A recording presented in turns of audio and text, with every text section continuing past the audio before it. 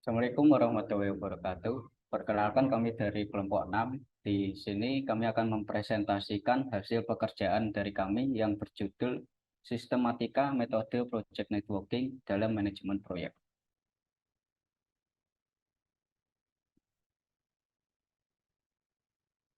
Nah, sebelum masuk ke materi, di sini kami akan memperkenalkan diri masing-masing.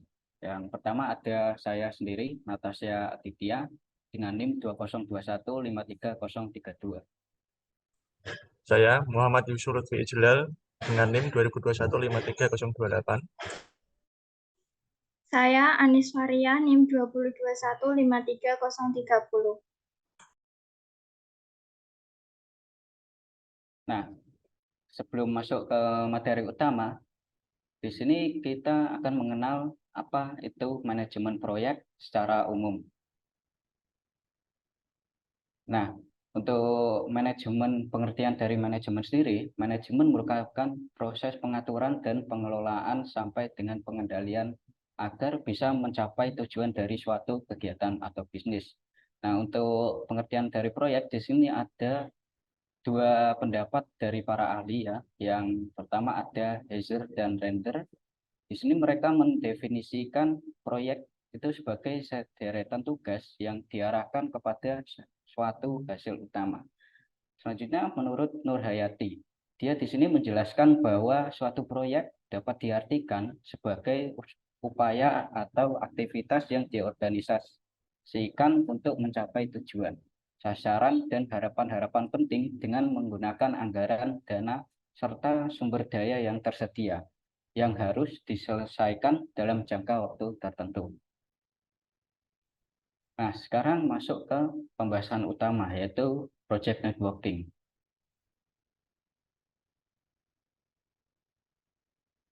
Apa itu project networking? Nah, di sini pengertian project networking itu sendiri mencakup langkah dari sisi perencanaan proses manajemen proyek, yang mana di dalamnya terdapat beberapa tahap perencanaan berupa bagan balok dan jaringan kerja. Project networking merupakan penyempurna dari metode bagan balok karena mampu menjawab permasalahan metode perencanaan yang lain. Selanjutnya masuk ke fungsi project networking. Di sini fungsinya itu ada tiga. Yang pertama menyusun. Menyusun itu isinya adalah menyusun urutan kegiatan proyek yang memiliki komponen penyusun dengan tingkat ketergantungan yang kompleks. Yang kedua ada memperkirakan jadwal proyek yang efektif sehingga dapat meningkatkan dari sisi ekonomis. Yang ketiga, memberikan gambaran kebutuhan biaya guna meminimalisir adanya fluktuasi penggunaan sumber daya. Selanjutnya ada aspek-aspek pendukung metode jaringan kerja. Di sini ada dua aspek. Untuk aspek yang pertama adalah dalam penggunaan komputer. Komputer dapat memproses data dalam jumlah besar dan secara cepat dan akurat, sehingga dapat menunjang kebutuhan data perencanaan, penyusunan jadwal, dan pengendalian proyek yang kompleks dalam berbagai ukuran dengan banyak kegiatan. Jadi dapat menambah potensi efektivitas penyelenggaraan suatu proyek.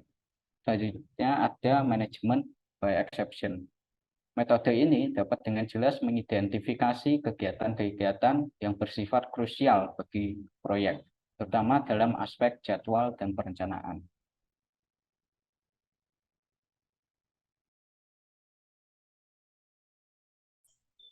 Baik, saya akan melanjutkan presentasi dari Natasha Aditya. Selanjutnya yaitu sistematika jaringan kerja. Di sini ada tiga sistematika jaringan kerja, yaitu pertama perencanaan atau planning. Yang pertama yaitu mengkaji dan mengidentifikasi kelompok kegiatan proyek. Yang kedua yaitu menyusun kembali komponen-komponen kegiatan menjadi urutan yang sesuai dengan logika ketergantungan. Di sini logika ketergantungan biasanya merujuk pada hubungan antara tugas-tugas yang harus diselesaikan dalam sebuah proyek networking. Tugas-tugas ini biasanya memiliki ketergantungan satu sama lain, yang berarti bahwa beberapa tugas harus diselesaikan sebelum tugas lain dapat dimulai atau diselesaikan. Yang ketiga yaitu membuat estimasi waktu bagi masing-masing kegiatan. Selanjutnya yaitu penjadwalan atau scheduling. Yang pertama yaitu mengidentifikasi jalur kritis dan kuat pada jaringan kerja. Yang dimaksud jaringan kritis itu jalur yang terdiri dari rangkaian kegiatan dalam lingkup proyek yang apabila terlambat menyebabkan keterlambatan bahkan kegagalan proyek secara keseluruhan. Sedangkan yang dimaksud dengan float itu tenggangan waktu suatu kegiatan tertentu yang di luar dari hal kritis pada proyek. Yang kedua yaitu melakukan usaha-usaha peningkatan daya guna hasil guna pemakaian sumber daya. Selanjutnya yaitu pengawasan atau monitoring. Jika semua sudah tersusun sesuai rencana dan jadwal, langkah selanjutnya itu membuat tolak ukur dengan acuan perbandingan antara perencanaan dan hasil nyata pelaksanaan. Selanjutnya itu penggambaran jaringan kerja. Di sini metode perencanaan proyek jaringan kerja dapat digambarkan dengan diagram. Terdapat dua pendekatan dalam penyusunan jaringan kerja, yaitu menggunakan anak panah atau bisa disebut activity on arrow. Kegiatan ini disimbolkan dengan garis panah arrow. Dalam hal ini not merupakan suatu peristiwa atau event. Jenis pendekatan ini diterapkan pada teknik penggambaran diagram Critical Path Method atau CPM dan program Evaluation and Review Office Part. Bisa dilihat pada gambar di situ. Di sini ada lingkaran yang berisi N yaitu nomor kegiatan dan ES yaitu early start time atau waktu paling awal kegiatan dimulai dan LS last start time yang artinya waktu paling lambat kegiatan dimulai. Kemudian dihubungkan dengan anak panah A yaitu nama kejadian dan X durasi waktu. Kemudian di sini ada lingkaran. Di sini terdapat nomor kegiatan N dan EF ER finish time waktu paling awal kegiatan dan LF last finish time yaitu waktu paling akhir kegiatan selesai. Selanjutnya itu yang kedua bisa menggunakan simple atau not atau yang biasanya disebut activity on not. Kegiatan ini disimbolkan pada not dan hubungan logis antar kegiatan disimbolkan menggunakan anak panah. Jenis pendekatan ini digunakan pada teknik penggambaran diagram jaringan kerja Presidency Diagram Method atau PDM. Bisa dilihat pada gambar tersebut ada sebuah lingkaran kegiatan A dan dihubungkan dengan garis penghubung kegiatan B. Selanjutnya yaitu aturan dasar pengembangan jaringan kerja. Di sini ada yang pertama, alur jaringan kerja mengalir dari kiri ke kanan. Yang kedua, sebuah aktivitas hanya bisa dimulai ketika aktivitas sebelumnya sudah selesai. Yang ketiga, panah pada jaringan kerja menandakan adanya aktivitas yang mendahului dan jalur panah dapat bersilang satu sama lain. Yang keempat yaitu masing-masing aktivitas harus memiliki nomor identifikasi atau ID yang unik. Yang kelima yaitu nomor identifikasi harus lebih besar dari semua aktivitas yang mendahuluinya. Yang keenam yaitu mengulang looping atau mendaur ulang serangkaian aktivitas tidak diperbolehkan.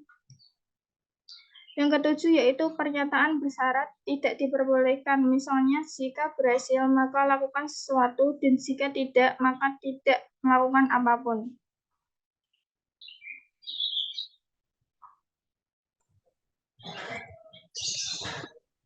Selanjutnya, di sini akan saya jelaskan mengenai beberapa jenis penggambaran jaringan kerja. Yang pertama, ada jenis penggambaran menggunakan metode CPM atau Critical Path Method. Metode ini disebut juga metode jalur kritis, di mana ini berfungsi untuk mengetahui jarak terpanjang dan jarak terpendek pada pengerjaan waktu pengerjaan proyek, sehingga dapat diketahui seberapa banyak atau seberapa lama proyek itu akan bekerja. Pada versi ini, perencanaan lebih menekankan pada perhitungan beberapa waktu total yang dibutuhkan untuk mengerjakan proyek tersebut. Keuntungan dari CPM sendiri ada beberapa poin. Yang pertama, cocok digunakan pada tahap penjadwalan dan mendukung kontrol proyek yang besar. Kedua, secara matematis, tidaklah rumit dan memberikan konsep secara gamblang. Visualisasi grafik dengan menggunakan gejala memberikan persepsi adanya keterkaitan antar kegiatan proyek secara tepat. Kemudian, analisa jalur kritis dan slack time bisa digunakan untuk menandai kegiatan yang memerlukan pengamatan lebih dekat. Sementara itu, CPM juga memiliki beberapa kekurangan. Yang pertama, memerlukan perumusan aktivitas secara jelas dan independen. Kedua, hubungan ketergantungan harus diperhatikan secara khusus dan perlu dibuat gejala. Yang ketiga, estimasi waktu cenderung bersifat subjektif, alias berdasarkan asumsi dari suatu tokoh atau pengguna. Kemudian, berbahaya apabila terlalu berfokus pada jalur kritis, padahal jalur lain juga harus diperhatikan. Kemudian, metode kedua ada PRT, atau kesingkatan dari Program Evaluation and Review Technique. Metode ini merupakan perencanaan dengan pendekatan nilai kemungkinan atau probabilistik. Metode ini digunakan untuk menghitung seberapa besar peluang suatu proyek dapat selesai dalam waktu tertentu. Metode ini digunakan sebagai evaluasi dari perhitungan jalur kritis yang dilakukan pada metode CPM. Kemudian, keuntungan dari PRT sendiri mencakup beberapa aspek. Yang pertama, mampu menghasilkan perhitungan jangka waktu penyelesaian proyek. Kedua, dapat memberikan alternatif waktu pengerjaan yang paling efisien. Yang ketiga, dapat menggambarkan mana tahapan atau prosedur yang dalam tanda kutip urgent dan mana kegiatan yang relatif lebih longgar, sehingga dapat kita ketahui mana kegiatan yang harus diprioritaskan. Yang keempat, dapat menyediakan informasi mengenai tanggal kegiatan dimulai dan tanggal kegiatan berakhir, atau periode. Kekurangan dari PRT sendiri ada dua hal. Yang pertama, perkiraan atas waktu yang dibutuhkan kegiatan bersifat subjektif atau bergantung pada asumsi. Hal ini juga cukup berbahaya karena keputusan yang diambil menggunakan PRT tidak bisa dipercaya 100%. Yang kedua, terlalu optimis dalam menetapkan waktu penyelesaian sebuah proyek. Metode ketiga ada metode PDM atau kepanjangan dari Precedence Diagram Method. Metode ini merupakan bentuk metode pemecahan dan pengelompokan kegiatan per subbagian yang digambarkan dalam not atau kotak, di mana ujung kegiatan dan setiap sisi not mengartikan awal dan berakhirnya kegiatan. Dapat dilihat seperti di bawah gambar berikut. Ada beberapa metode yang digunakan, yaitu finish to start, start to start, finish to finish, dan start to finish. Metode pengelompokan PDM akan saya jelaskan satu persatu. Yang pertama, finish to start. Ini berarti penggambaran atau pengelompokan logika ketergantungan proyek ini hanya bisa dimulai ketika kegiatan sebelumnya sudah mencapai titik finish atau sudah selesai. Sedangkan yang kedua yaitu metode start to finish atau ketergantungan dimulai dan dimulai. Artinya, kegiatan A hanya bisa dimulai ketika kegiatan B harus dimulai ketika kegiatan B sudah dimulai. Kemudian yang ketiga, finish to finish.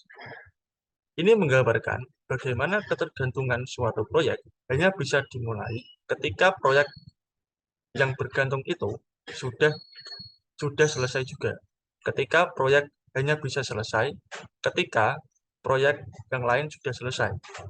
Kemudian ada logika ketergantungan start to finish, yang berarti proyek hanya bisa selesai ketika proyek yang bergantung pada proyek tersebut sudah dimulai. Ada tanggapan dari beberapa ahli mengenai metode ketergantungan yang keempat, yaitu start to finish ini tidak relevan karena dinilai cukup membingungkan.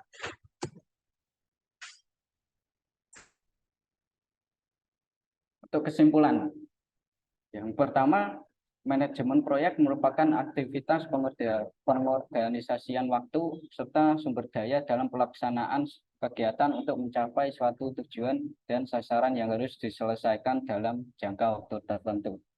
Yang kedua, project networking mencakup perencanaan, penjadwalan, dan pengawasan proses manajerial proyek. Merupakan metode penyempurnaan dari metode Bagan-Balog. Sebagian kerja metode jaringan mampu menjawab masalah yang belum terpecahkan dari metode perencanaan yang lain.